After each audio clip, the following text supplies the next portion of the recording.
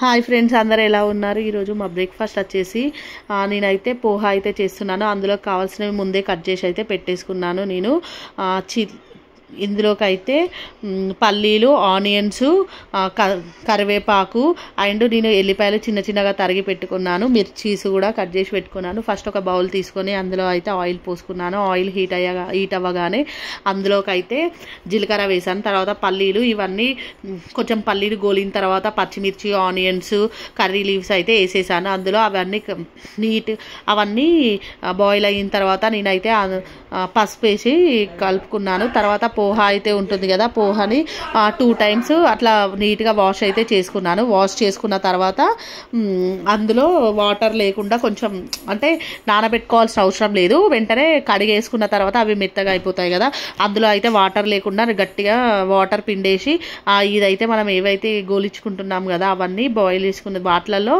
ఈ పోహా వేసి కలుపుకోవడమే.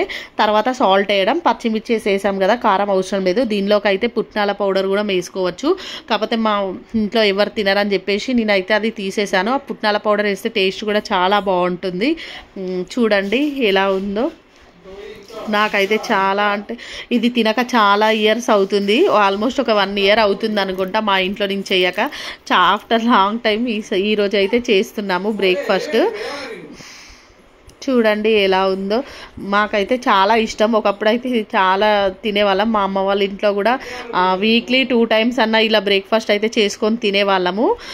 ఈరోజు అయితే చేసాము. మొన్న డిమార్ట్ నుండి అయితే తీసుకొచ్చాము. ఈరోజు ఉన్నాయని చెప్పేసి పోహా అయితే చేశాను. చాలా అంటే చాలా టేస్టీగా ఉంది పోహా అయితే. చూడండి మీరు కూడా. మిన్ను కూడా చాలా ఇష్టంగా తిన్నది.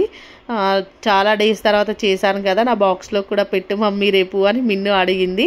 ఓకే ఫ్రెండ్స్, చూడండి నా వీడియోస్ కనుక మీకు నచ్చితే లైక్ చేయండి, షేర్ చేయండి, సబ్స్క్రైబ్ చేయండి. ఫస్ట్ టైం చూస్తున్న వాళ్ళైతే సబ్స్క్రైబ్ చేసుకోండి. Okay friends, bye.